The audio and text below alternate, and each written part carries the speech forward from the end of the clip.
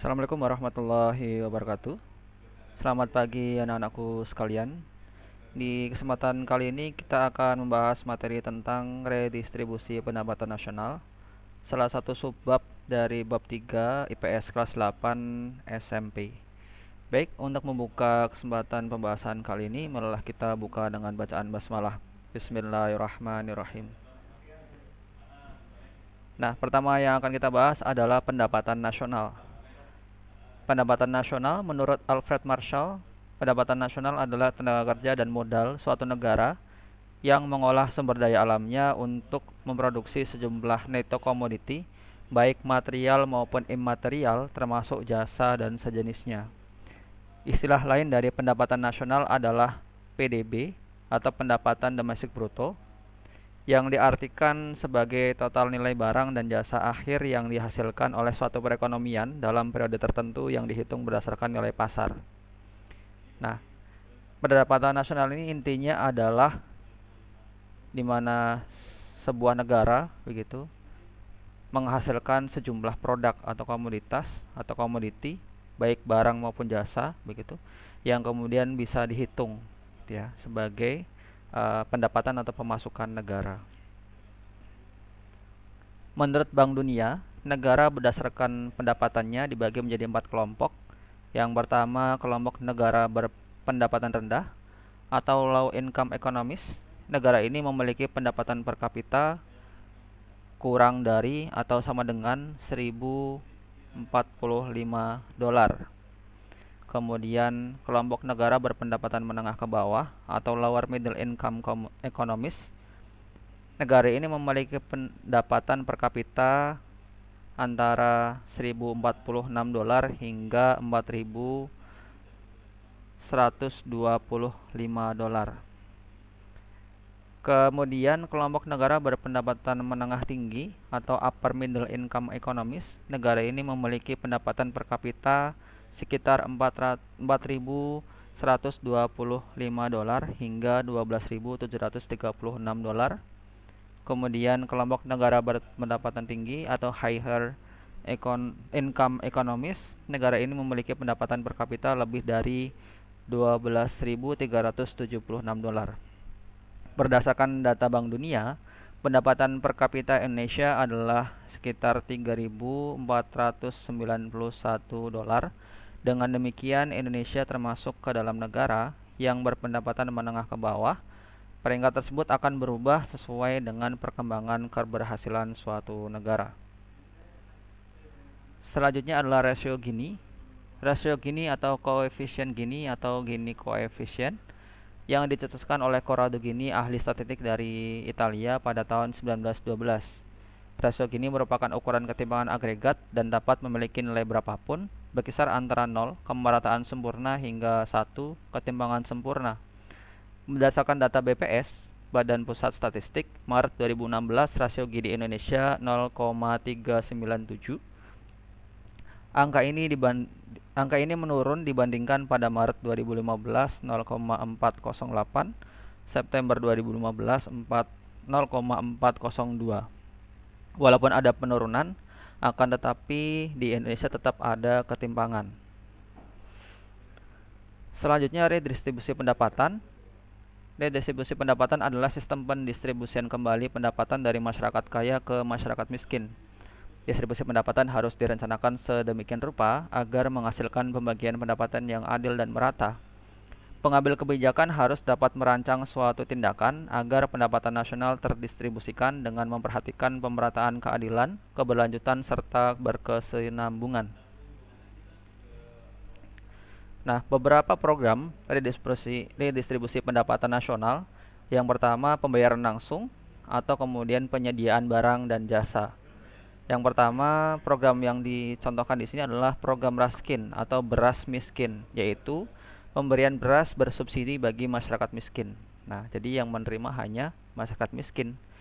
Kemudian selanjutnya nomor 2, program Keluarga Harapan atau PKH, yaitu program pemberian uang tunai kepada rumah tangga sangat miskin berdasarkan persyaratan dan ketentuan yang telah ditetapkan. Nah, kalau tadi Raskin dan PKH ini Biasanya yang mendata adalah Kementerian Sosial karena berkaitan dengan kegiatan yang tujuannya mengangkat taraf hidup masyarakat dari segi ekonomi dan sosial.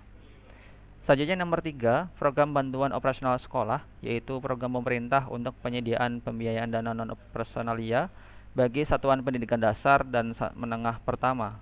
Tujuan BOS meringankan beban masyarakat terhadap pembiayaan pendidikan dalam rangka wajib belajar 9 tahun yang bermutu.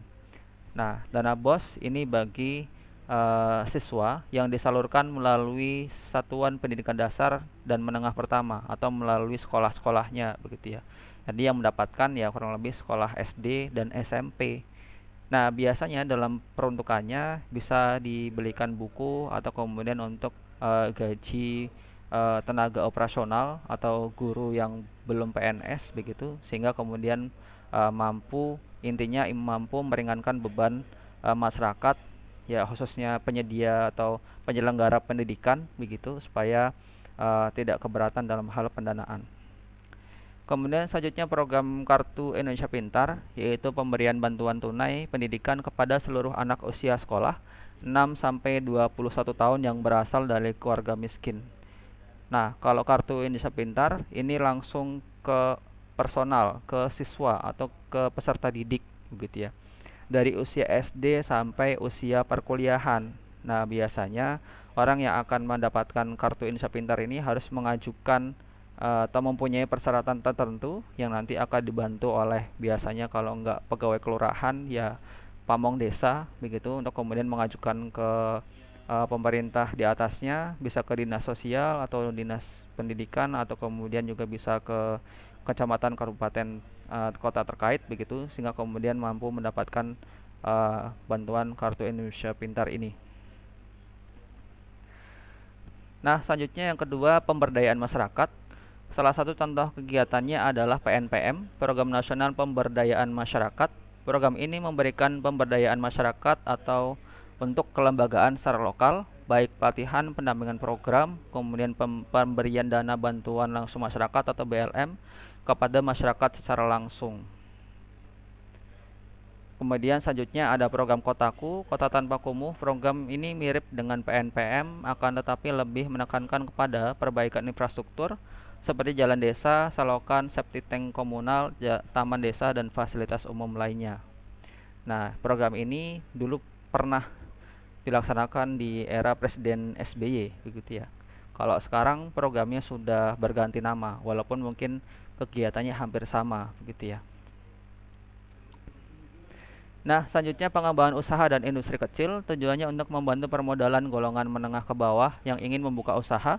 Contohnya kredit usaha rakyat atau KUR, pemberian modal kepada UMKM dan koperasi yang tidak mendapatkan kredit dari perbankan karena tidak memenuhi persyaratan. Nah, untuk pengembangan usaha kecil ini biasanya ini yang menyediakan bisa pemerintah provinsi atau juga beberapa ada yang menyediakan dari pemerintah kota kabupaten, tergantung pemerintah tingkat daerahnya masing-masing begitu ya. Nah, biasanya memang KUR ini ya ditujukan untuk pelaku UMKM, usaha mikro, kecil, menengah, supaya kemudian atau koperasi begitu, supaya kemudian kegiatannya tetap berjalan begitu ya. Ya, yang namanya kredit berarti harus kemudian ada pengembalian gitu ya, bantuannya, dananya diambil, dikelola, kemudian ada pengembalian ke pemerintah setempat, sehingga kemudian dananya bisa dipergulirkan atau bisa gantian dengan pelaku UMKM yang lain. Itu secara prinsip sederhananya. Kemudian selanjutnya penerapan pajak penghasilan progresif, salah satu instrumen yang berpengaruh langsung dalam redistribusi pendapatan dalam penerapan pajak ya adalah penerapan pajak penghasilan progresif ini. Dari hasil pajak tersebut dapat digunakan untuk pelaksanaan program-program yang dirancang untuk membantu masyarakat miskin. Penerapan pajak progresif, pajak yang tarif pungutannya menggunakan persentase yang naik atau meningkat seiring semakin banyaknya kuantitas jumlah penghasilan objek pajak.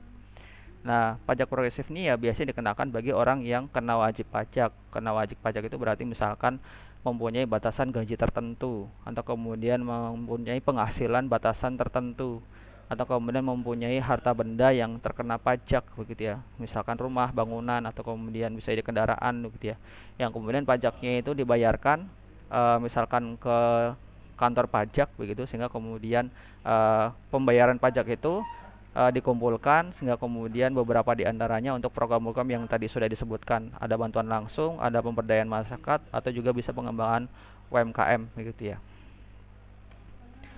Oke, sekian dan terima kasih sekilas untuk penjelasan tentang redistribusi pendapatan nasional. Dari saya kurang lebihnya mohon maaf. Like dan subscribe supaya channel saya kedepannya lebih baik lagi. Bisa komentar, bisa memberikan masukan bagi saya ketika memang ada yang perlu dikoreksi atau yang perlu ditambahkan. Sekian dari saya, dan untuk menutup pembahasan kali ini, marilah kita tutup dengan bacaan alhamdulillah, alhamdulillahirobbilalamin.